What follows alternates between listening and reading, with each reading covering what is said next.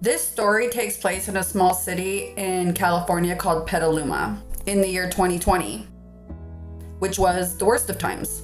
Of course, who could forget the pandemic, quarantines, vaccines, mask mandates, and then there were wildfires, riots, mass migration, everything you could think of. If anything could be divided or divisive, it would be. Everybody had extremely strong opinions that bordered on religion, and nobody was willing to meet in the middle. And I think all of this really just stemmed from fear. I think everyone can relate to that feeling of fear. It's like when you're walking alone at night and it's dark and your phone's dead and you feel like someone's following you or watching you. If someone tapped you on the shoulder, you might jump and scream. Although a tap on the shoulder isn't threatening in the slightest, because you were in that state of fear, you responded and overreacted. I think that's what was happening in 2020. I think everybody was responding excessively and a lot of their responses were unwarranted. And so with that said, in Petaluma County, the police were definitely feeling it. At that time, the police also went from being heroes to villains overnight, basically. And I'm sure police departments all around the country were having a huge morale problem, not to mention they were trying to, at least in Petaluma County, win back the trust and the support from the community for the police. And one of the things that the Petaluma Police Department did was the entire department in November went on a YouTuber's channel and did an interview. It was basically a black man interviewing white police officers with some hard-hitting questions. The main speaker for the Petaluma Police Department in this interview was Officer Brendan McGovern. The public's perception of what is about to take place is going to be much different than if he got described, saying stealing a beer from a 7-Eleven as opposed to you stealing a beer from a 7-Eleven. I already know that twice as many eyes are going to be on me when I contact you as opposed to him. So does that change how you treat the situation because you know that it is a more delicate situation? Yes. On December 7, 2020, Katie Sorensen went to the Michael's store in Petaluma with her 2 young children. She always parked the car far away from the store in order to easily get her kids' stroller in and out without inconveniencing any cars around her. As Katie was pushing her stroller and walking towards the entrance of Michael's, she was already feeling really paranoid and feeling something was off. She felt like someone was following her. So Katie didn't spend too much time in the store that day. She just went and grabbed the stuff that she wanted to get, and then she headed to the checkout line. This is where everything really began. While in line, there was a couple standing behind Katie and her kids. And Katie thought that they were talking about her and her children. And because her kids weren't wearing masks, Katie believed that that's what they were talking about. But then she thought she heard them start to describe her children and their features, like blonde hair, blue eyes, that type of thing. And Katie, who was already afraid, started to feel even more terrified. And she began to think that they weren't talking about a mask and that something more nefarious was going on. While Katie was checking out with the clerk, the couple was standing right behind her checking out as well. And during that time, the gentleman continuously looked back towards Katie and her children as she was checking out. It didn't help Katie's fear when Katie left the store and the man left his wife behind to finish paying for their items and followed Katie right out into the parking lot. Like I said, she parked far away from the store, so as she's headed towards her car, she feels again like someone's following her. So she looks behind her and she sees that same couple. And the couple had stopped by a car and opened the door and then looked in Katie's direction and began to leave their car and walk towards Katie's vehicle, where she's standing trying to put her daughter in her car seat into the car. At the same time, there's a white van that had parked right next to Katie's car with a man sitting inside the white van. The couple then turn around and walk back towards their car, but then turn back around and walk towards Katie. And it's just like, it feels to her like they're circling her car. And at one point they even get really close to her stroller where her son's still sitting there waiting to be put in the car while she's trying to latch her daughter in. This is all happening really quickly, and Katie is on the phone with her husband, terrified at this point and just overwhelmed with fear. And so she sees an older man with a young woman. She makes eye contact with them and asks them for help with her stroller. At this point, Katie's putting all these things together. Them staring at her, looking at her kids, talking about her kids' features. She felt like her kids were in danger, that they were going to try to kidnap them. She is finally in her car, her kids are in the car, and she's driving away from the store. She's on the phone with her husband, and he's telling her, yeah, that seems very strange. So Katie decides to call non-emergency and let them know of the suspicious behavior and what she thought was happening. And that's when non-emergency directed her to call 911. Tell me exactly what happened. We pulled into Michael's, we're getting out of the car, and a couple was parked in front of us. They followed us into the store, followed us throughout the store, followed us through checkout. We're on the phone right behind us. So she talks to dispatch, and dispatch wants her to meet with police right then. So Katie drives with her kids in the car over to the police department and meets with Officer Brenda McGovern. It reminds me of this daytime commercial that was put out by the Department of Defense. This campaign that they were doing, if you see something, say something. It's when you experience a moment of uncertainty. Something or someone's behavior that doesn't seem quite right. These are the moments to take a pause. Because if something doesn't feel right, it's probably not. It's not about paranoia Or being afraid. It's about standing up and protecting our communities. One detail at a time. because a lot of little details can become a pattern. We trust our instincts. Just like you should. Because only you know what's not supposed to be in your everyday. If you see something suspicious, say something to local authorities. I wasn't listening to everything they said, but they did say blonde hair, blue-eyed, boy, girl. They were talking about my kids, I think. Okay. The lady in front of me could kind of sense they were being off. They were just getting really close and just kind of saying weird things. Okay. And then she let me get in front of her. I checked out. They should have taken a while because they were another person behind me. Yeah. So put their stuff down. They just followed me right out to the car. I called my husband, and he's just stayed on the phone with me until I got the kids out. They were walking in circles around my car first, and then as I was buckling my daughter in, they came up to the stroller, did one circle around the stroller, saw that I was watching them, and I don't know why I got too scared to say something to them, so I saw an old man behind them, and he was looking, and we just made eye contact. I said, "Excuse me, could you help me lift this?" Yeah. They both came over and helped me and stayed with me until I left. So they got into their car. This was another big part. When I walked up, I knew what was happening because there was a white van parked right next to my car with the slider door right close, so they could have just took them, put them in that white van. Okay. This is the point where I think Officer Brenda McGovern realized that this was not a real threat, but more so a paranoid mom who is in a state of fear. I'm sure they were dealing with this a lot during 2020.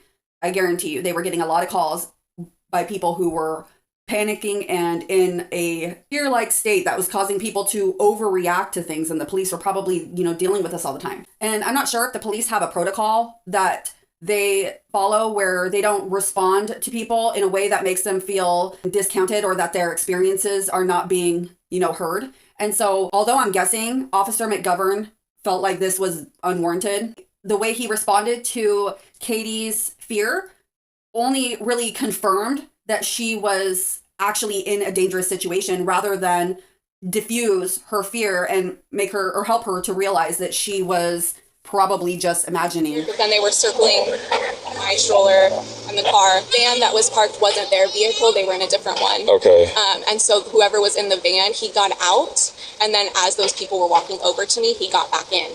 And I made eye contact with him. And he was the guy with the rimmed glasses that you described today, but So outside of proximity, did they communicate with each other? Are you just assuming they were? I'm just assuming. If you were presented photos of any of these people, would you be able to recognize them? Yes. So what the best description you can recall? The male he had darker skin tone, maybe Hispanic. He was wearing a black hoodie that said Black Lives Matters and had like graffiti all around it. Describe the female again. She was Caucasian, had reddish hair, but it was more of like box dyed. It wasn't natural red. There were several instances in this interview where Katie tried to make it clear that she was feeling paranoid and she was feeling like she might be crazy. She also made it clear that she wasn't trying to press charges or say that anything serious happened, but in fact, she just wanted to make a report just in case anything did end up happening, that this situation would be documented in the future and might be able to help if it turned out that this was a real threat. Because a lot of little details can become a pattern. If you see something suspicious, say something to local authorities. I don't care to press charge. I just want to make people aware so that it doesn't happen to someone else is all. Yeah, clearly. And that's why we have like 3 people circling the shopping centers over there. It's like, what the heck's going on? I was on the phone with my husband, like just freaking out. Yeah. So I didn't really pay attention to that. I was just trying to get us safe in the car. What? I was looking at them because I was trying to disregard my feelings and trying to make conversation. Maybe I was just being crazy. So Okay, it was very weird. And like I said, we listen to crime podcasts, so I try to like not go there, but it was that. It seems like after calling non-emergency and then they told her to call 911 and then 911 told her to go see the police, it seems like Katie is feeling very confirmed in the threat that she felt, and she's starting to actually feel a lot of regret towards the way that she responded in the moment. And she wished she would have responded with more alarm than she did, because at the time she was really unsure if she was just imagining things. I think anyone looking from the outside in can see that this is not a legitimate thing, and it's likely just a set of coincidences that were misunderstood by Katie Sorensen. And so, like I said, after talking to Officer McGovern, Katie was only really confirmed in her fear, and so she went on to contact the Petaluma Police Department again later on that week in order to follow up on the case and see if anything had come of it. And that's when she was informed by the police that the case had been closed and that they didn't find any witnesses or they didn't find the culprits. Although I'm not for sure on this, I think that the police really thought, like any other reasonable person would think looking in on this, that this was a misunderstanding. They did not inform Katie that they felt this way, or they didn't make it clear enough to her that she was not actually in danger and she was likely completely misunderstanding what was going on and that she probably just was, feeling paranoid. They didn't take it seriously either way. So a few days later, after that follow-up phone call where Katie found out that they had closed the case, she felt like she wasn't taking it as seriously as everybody else seemed to be. When she told the story of what had happened, people were responding more dramatically than she was expecting. And so she felt like she didn't respond the right way. So she was probably looking up online of ways that you are supposed to respond. And in that, she went to her Instagram and made a video for her followers. At the time, she only had about 3,000 followers, mostly friends, family, and acquaintances. It really seems to me like Katie was trying to find some kind of closure and trying to make something out of this situation so that she could feel some kind of relief. So she made this video, and in the video, she talked about what had happened to her, as well as she wanted to give some advice and talk about the things that she felt like she did wrong and wish she would have done in case anybody that sees it might find themselves in a similar situation. They would learn from her mistakes. There's no way that Katie could have possibly anticipated that that video would end up getting the attention that it did. And the next day she woke up to find that it had gone completely viral. It had gotten like over 1 million views.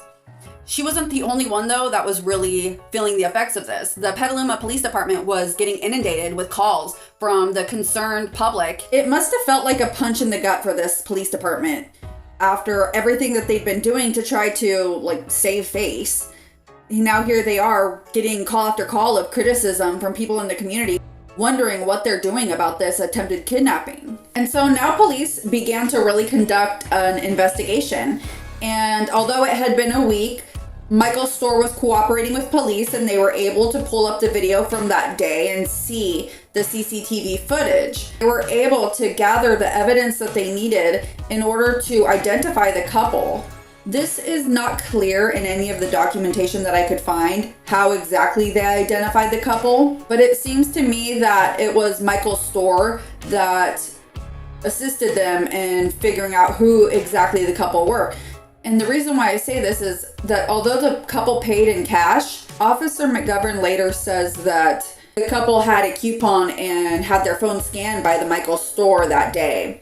And those scanners, they actually collect data for the stores in order to help them market to their customer base. And in Michael's privacy policy, it says just that. It says that when you are involved in their incentive programs, that they do collect information like your address, name, and a bunch of other stuff, a lot of other stuff, as well as your phone information and your IP address.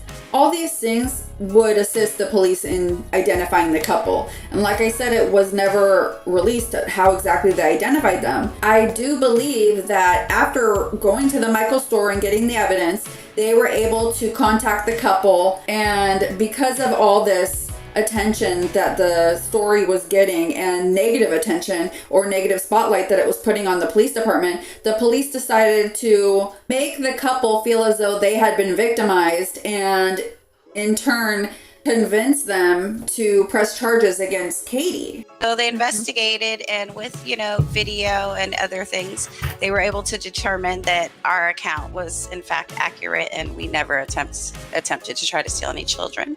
And at that point, they asked us if we would like to pursue charges towards Katie. And you better believe your bottom's ass. I was like, oh yeah. Yes and yes. Yes, check mark, please. So once this very irritated police department decided to go after Katie, a Detective Jordan as well as Officer McGovern went to Katie's home under the guise of investigating the attempted kidnap, when in reality, it becomes clear in watching the body camera footage of that interview that the police were just there in order to try to get Katie to incriminate herself further so that they could find something that could stick for the county's prosecutor to actually press charges.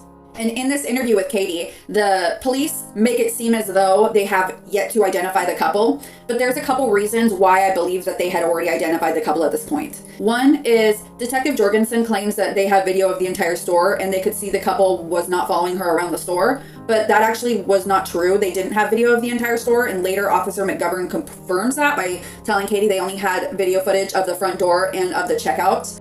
At one point, Officer McGovern also described what the couple were doing throughout the store.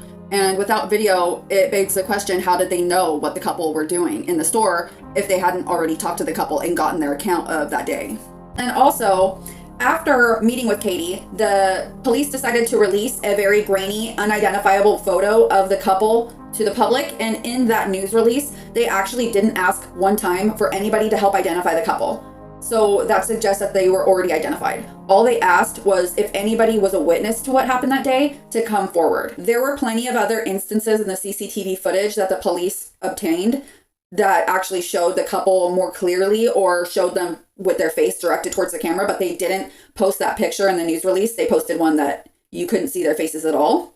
And that also suggests to me that they were not trying to out the couple's identity, but rather to more so victimize them in the eyes of the jury when all this would come to court. Another thing was, in the media, once the couple who were identified as being Sadie and Eddie Martinez, they came to the media and they told a few different stories about how they came in contact with the police, one of which was that they themselves saw the news release and saw themselves and came forward. The accused couple, Sadie and Eddie Martinez, say they actually recognized themselves in this photo and came forward to deny Sorensen's claims.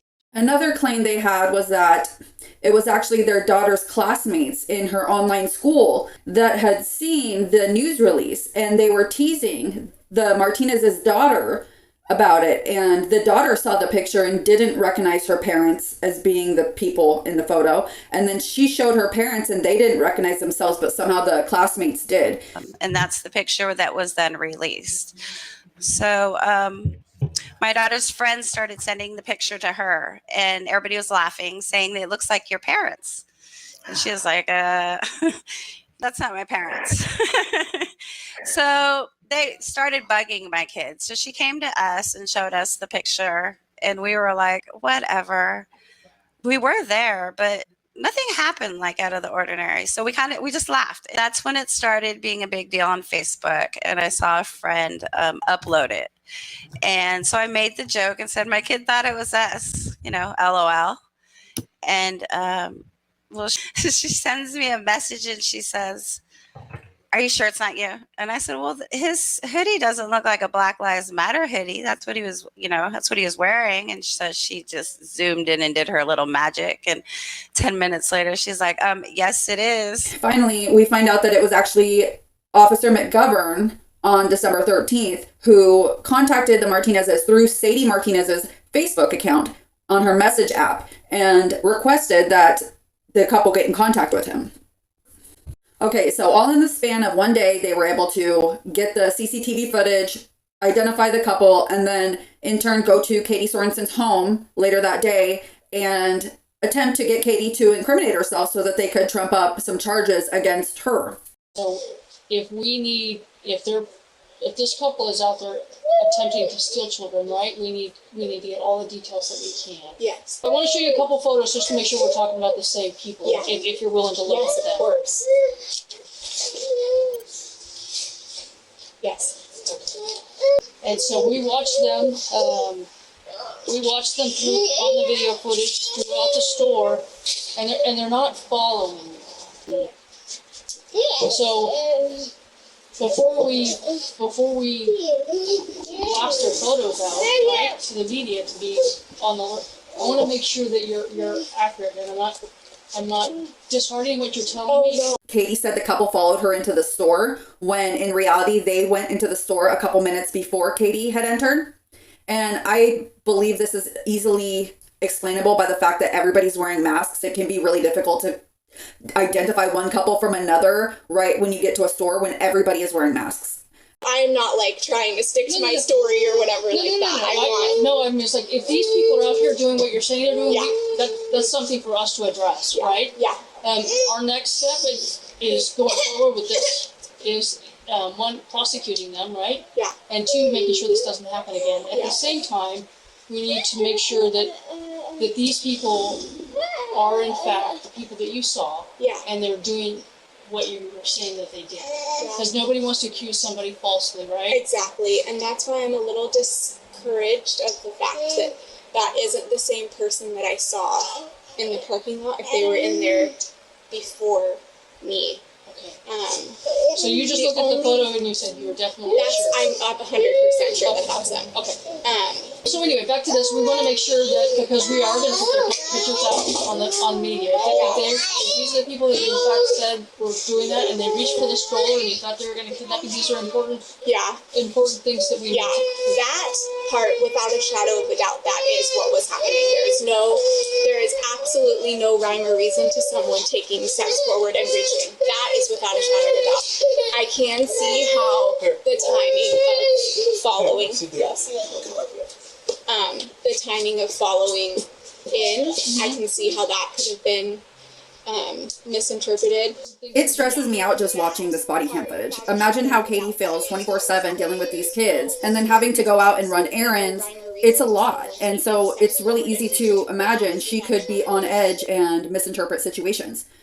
Nevertheless, Katie says here in this interview that she for sure knows that this was the couple that followed her outside of the store into the parking lot and was taking steps towards her stroller and then going back and then coming forward and reached for her stroller. This reaching for the stroller was something Katie never mentioned in her original report and was a huge point of contention between the police and Katie. The lieutenant of the department had a phone conversation with Katie where he was really tough on her about this situation, suggesting that Katie must have been lying considering she didn't report the fact that they reached for the stroller in her report and only posted about that on Instagram. when in reality, the police must have known, because they interviewed the couple by this point, that Eddie Martinez corroborates Katie Sorensen's story about him reaching for her stroller. Eddie Martinez testifies to this fact in court. As Eddie explained on the witness stand, after going to Michael's, he told Sadie he was hungry. So they started walking towards this Chinese restaurant because he wanted pot stickers and crab rangoon. They took a few steps in that direction, and then Sadie looked at her phone and realized it was only 10:30 in the morning. The restaurant wasn't open yet. Eddie was bummed, and he made a big sweeping, shucks kind of hand gesture. This hand gesture, which again came out of disappointment for the lack of Chinese food, is what Katie interpreted as Eddie trying to grab her stroller. Afterwards, I caught up with him and Sadie in the parking lot, and he reenacted it for me. So we started walking towards the Chinese spot, and you told me, hey, it's too early, they're closed. And then that's when I made that gesture, you know, I put my hands up and went, man. I was like, This is who he is. Oh, they're closed. Oh, man, you know. I want to be. No, I want you to take your time. I really do want to be 100% sure because I do not want to falsely. Calling us because they live in Petaluma because now they're afraid of their children, which is one step. So we either want to reassure them that we're doing everything we can to find them. Notice how Detective Jorgen is purposefully not suggesting that it was a misunderstanding. She's only suggesting that these are perpetrators that need to be found because they're dangerous, and if they did what she's saying they did, then that's a dangerous situation and she needs to trust them, but she won't say that it might be a misunderstanding. She wouldn't even suggest it. And Katie's looking to her as an authority figure that knows more about this than Katie does. We either want to reassure them that we're doing everything we can to find them. Yeah. Or, you know, it's like we're trying to give you justice and to do the right thing here. At the same time, there's a lot of eyeballs watching what's happening. Katie is trying to make it clear once again that she is trying to report suspicious activity, that she didn't realize that this was going to get blown up on social media. And after the police left, she ended up deleting the video as well. Katie is trying to make it clear to police here that she is really unsure of herself now. And the police tell her, just let us know all the facts that you know and trust us that we're going to do the right thing. And that's what Katie does. She trusted the police that they were doing the right thing when in fact they were just there in order to try to get her to incriminate herself. Okay. I don't want to misrepresent what has happened. I do think it's important for parents to be aware, but I don't, it makes me a little uneasy that you guys are getting blown up about this. I mean, I think it's important, but I don't want to, I guess I'm feeling doubt that I misremembered the story and I don't want to misrepresent what happened and make it a bigger, I don't know. Katie Sorensen is a really agreeable and non-confrontational person, it seems. She doesn't really trust in her own intuition and rather trusts more so in other people's insight about her situation. So in this case, the police are using this to their advantage. They want to manipulate Katie into believing and agreeing that this is a situation where these people need to go to jail and be prosecuted, when you can tell that that's not really what she thinks. She is like, I think this is getting blown up, but she doesn't really know how to boldly say how she feels. She kind of is beating around the subject rather than just saying, look, I don't know what happened. I called non-emergency to report suspicious behavior. And I did that. And now this is getting blown up. Yeah, I made an Instagram post. I didn't know it was going to go viral. I apologize. I will delete it. But this is getting to be too much. I think we need to talk to these people and figure out their side of the story before we just go and start, taking them to court and bringing them in front of a jury and all this stuff. You can tell that she feels that way, but she doesn't know how to say it. So she's very meek about it. Also, I don't want to, I guess I'm feeling doubt that I misremembered the story and I don't want to misrepresent what happened and make it a bigger, I don't know. For my personal, it's like if I am a victim of something like this, I would want to trust us, right? That we're going to do the right thing. Yeah. I would like to trust the police department they're going to do the right thing. Yes. Or I don't know if, and this is just me, I don't know if I would want my stuff blasted over media. Yeah. I mean, I don't know how that makes you feel. It would make me feel uneasy. Yeah. But it definitely makes it harder for us to find them and prosecute them when it's everywhere. Yeah. It just does. It's kind of like I don't mean to say this, but the O.J. Simpson thing, it was so blasted everywhere, right? Yeah. They had a hard time finding a town that they could prosecute it. They could get 12 jurors that didn't know anything about it. Do you know what I mean? Yeah. So this doesn't help us when it goes out, when it gets blasted like this.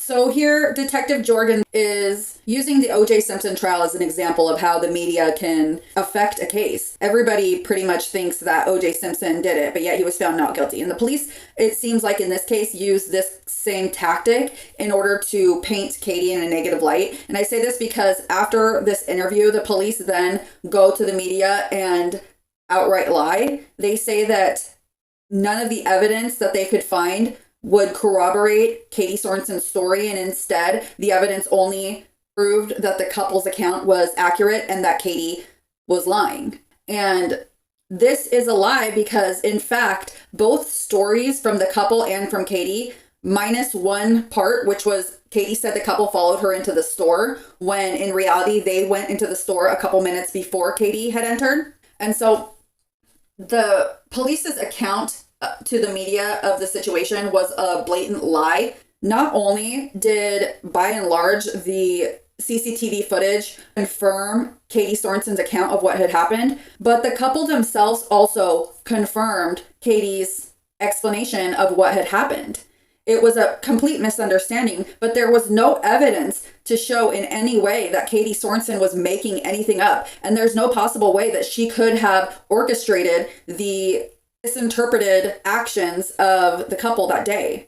Not only this, but it was heavily reported that Katie Sorensen was some kind of online influencer or quote unquote momfluencer that was basically a Karen. We told you about the so-called momfluencer who claimed her kids were nearly kidnapped in a parking lot. Well, now police say they think she made up the whole story. In a statement, Lieutenant Ed Crosby said they denied the allegations being made against them by the reporting party. To date, the investigation has produced no evidence or witnesses corroborating the account provided by the reporting party. Evidence gathered has served to support the account provided by the couple from the store. And not only was it the mainstream media that was posting about this, but also a lot of internet commentators were making videos about the situation as well. And in those videos, they were using the report made to the media by the police. And instead of actually investigating the case, they were just taking that as fact and sharing a lie in order to get attention online. First, I'll look at the background of this case, move to the timeline of the crime, then offer my analysis. When Katie went shopping at Michael's, she was looking for someone to falsely accuse.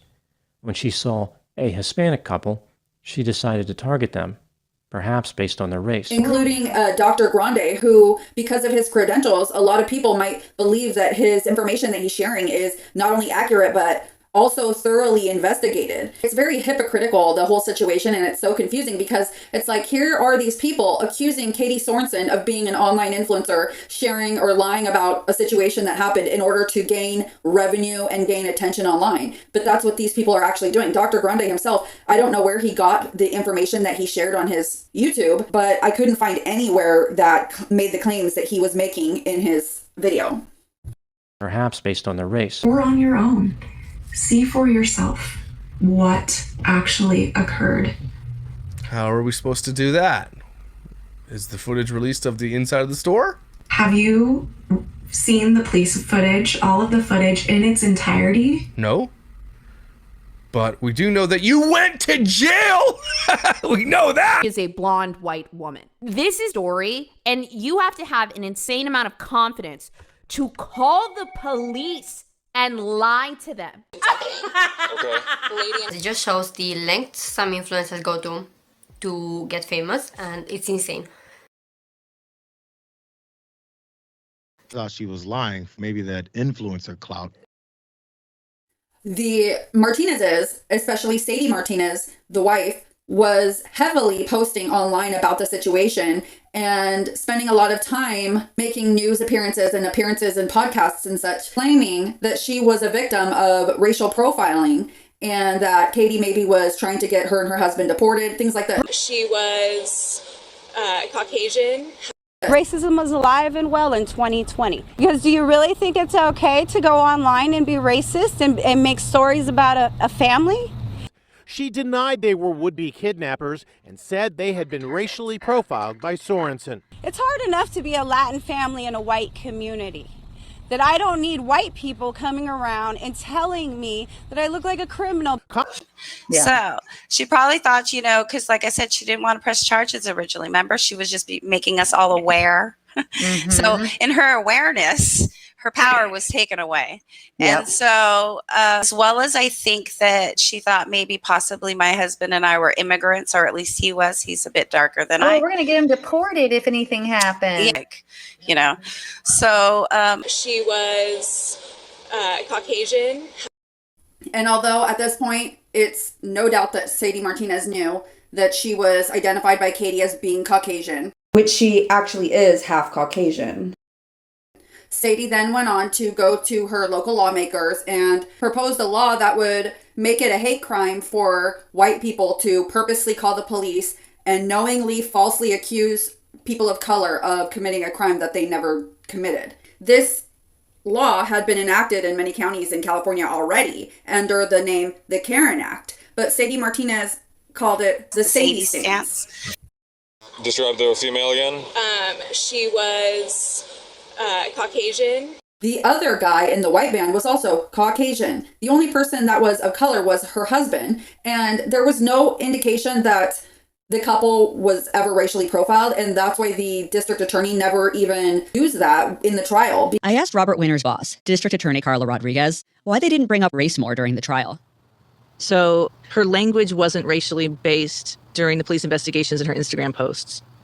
So we could all assume different things based on what Eddie might have been wearing or what Sadie looked like, but none of that could be proven in court. So he just stuck to the evidence. The Martinezes tried to make themselves out to be victims. They tried to make it seem as though they were forever going to be labeled as potential child abductors, when in reality, they themselves were the ones that came forward to the media and were never viewed by the public as being anything but victims. Hi, I'm Sadie Martinez. I'm the attempted child abductor. And you can find me on TikTok under... Sadie Martinez also heavily shared a lot of information about the case and about Katie Sorensen on her social media accounts, and even started a campaign called #ProsecutKatie. I'm sure that had Sadie Martinez gotten threats or gotten a lot of hate mail online, as she claimed, she would have posted screenshots of that like she did everything else. But in fact, there were really no people online that I could find that were on Katie's side. Everybody hated Katie. Everybody was on the side of the Martinezes, and everybody felt like Katie was this horrible Karen and that she did it just to get attention online and to go viral. This is completely out of left field. Katie Sorensen didn't even post anything on her Instagram until a week later. Not only that, but Katie Sorensen was not an influencer online at all. Maybe she posted videos. A lot of people do. That doesn't make them influencers or famous or anything. And if Katie wanted to use this situation to get famous, wouldn't she have posted about it immediately? Wouldn't she have recorded herself at the Michaels talking to the police and all that? Like, that wasn't the case, obviously. But this was the lie being sold in the media. And this was the result of the lies made by police to the media. Regardless of what's true or not. Martinez says she wants Sorensen prosecuted for filing a false police report. The Katies of the world, it stops here. I'm sorry. It's not going on anymore. You are the worst type of human being. We don't want to be here today. This is uncomfortable. And right now, we're having an uncomfortable conversation. Bring the Karen Act to Petaluma, because if that had already been in Petaluma, she would have most definitely been charged with a hate crime. If Katie was a Karen, the prosecution didn't think it could be proved beyond a reasonable doubt. There wasn't enough information anywhere to prove a hate crime or something else. She would have most definitely been charged with a hate crime. It was making a false report to a police officer, and that has very specific elements. Nothing related to race is required to prove that that crime was committed. But had the prosecution proved that a crime was committed beyond a reasonable doubt? I thought Katie's lawyer had done a pretty good job making the case that this series of odd coincidences, as he put it, had legitimately frightened Katie. I was starting to think that she might not get convicted of all 3 charges. But would she get off entirely? The room was totally silent. I looked over at Katie's family. They were clasping each other's hands. Katie's stepfather's head was bowed, eyes closed, as the clerk began to read out the verdict. The first count was Katie's initial phone call to a police dispatcher on December 7th, 2020. Police, you're reporting an emergency? The one she'd placed from her car as she drove away from Michael's. The verdict? Not guilty. Katie's husband started crying. The second count was Katie's conversation with Officer Brendan McGovern outside the Petaluma police station. The verdict? Not guilty. I heard more sniffling from the direction of Katie's family. The third count was Katie's conversation with the police at her house on December 14th, the day after she posted her video. The one where she'd bounced and rocked her son. The one where she'd waffled between doubting and doubling down on her story. The verdict? Guilty. Katie's family seemed stunned. No one did or said anything. Katie was totally expressionless. The bailiff walked over and she stood while he put black metal handcuffs on her. The judge set Katie's bail at $100,000, which was pretty high for a nonviolent misdemeanor. In the hallway, Katie's mom, Jill Turgeon-Turrell, and her mom's husband, Eric. I started recording on my phone as Colin asked Jill a question. How are you guys doing right now? Well, I guess a little bit confused. I feel like the evidence was not portrayed properly. We discussed earlier about how the effect this has had on your family, you know. Oh, it's significant. I mean, we are not a wealthy family by any means. I mentioned him earlier. I am a widow. My late husband passed away about 3 years ago, and 100% of his life insurance is what has funded this trial. This is not something that is easy for us. We have received so many hate mails. We have received death threats. We have telling us that our daughter should kill herself, mentioning that her dad should be ashamed of her and he's rolling over in his grave. They have criticized her mothering of her special needs child. It's absolutely atrocious, and we have never once, ever once said anything negative about anybody in this case. So it's taken a huge toll. How is Katie doing up until this very minute? She has been very strong. She has been very strong, and she's continued her positive attitude, not only towards the system, but also towards the Martinez family. She has never had any animosity towards them. In fact, she has felt that they have been just as much a victim in this as she has. Thank you. All right. Thank you. So how are you feeling? I'm happy. I'm happy with the outcome. I feel like she will learn from this horrible decision, and many other people do. So you're happy, even though she got off on the first two counts?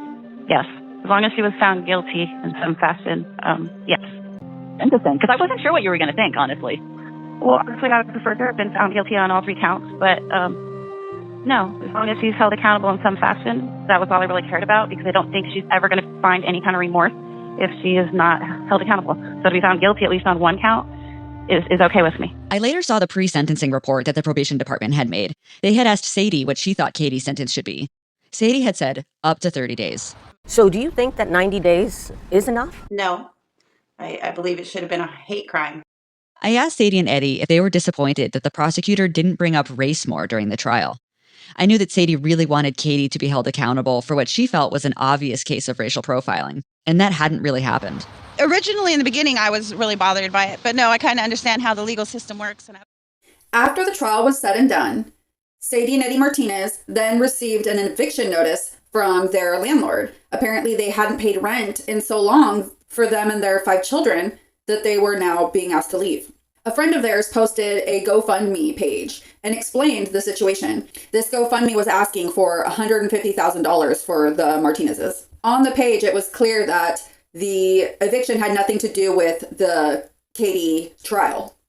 But that didn't stop the Martinezes from going to the mainstream media again and reporting otherwise or suggesting otherwise. They say they continue to suffer. We've been harassed online. It's just been random things that you don't expect to deal with until somebody, labels you a child abductor. They say their landlord even turned on them. He found a way to evict us. And so we found ourselves, In researching this, I couldn't find any documentation that proved that the Martinezes were evicted. That doesn't mean that it didn't happen. It could just not be updated in the system at this point. But I did find that they were evicted at one point in 2017. This would have been several years before all this took place. A few months after Katie posted her video, she and her family moved out of state. Her mom later told me that they had been getting death threats and no longer felt safe in Sonoma.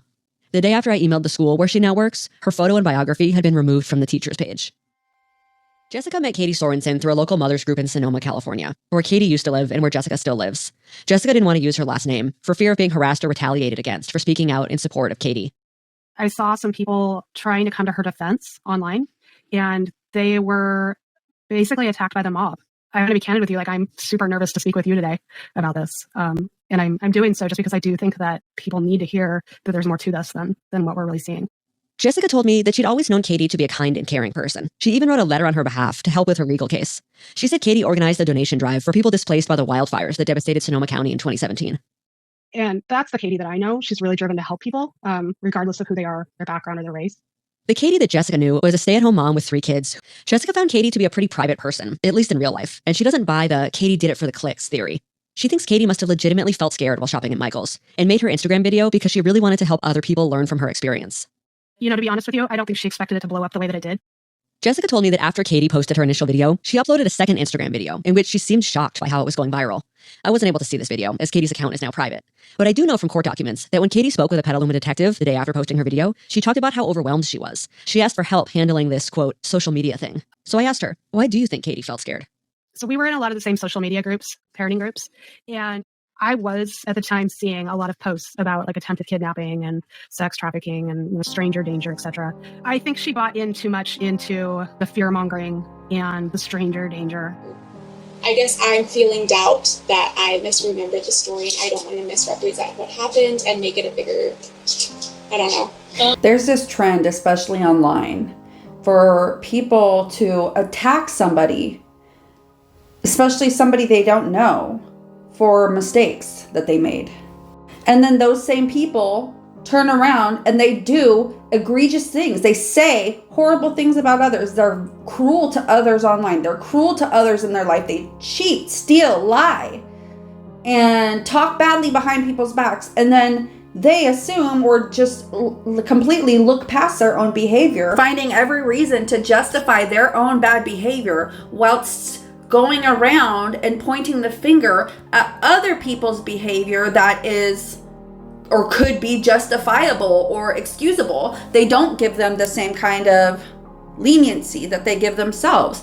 And I think that we should all allow people to have a bad day, allow people to mess up, allow people to say the wrong thing or make a mistake without wanting to completely destroy their lives for it.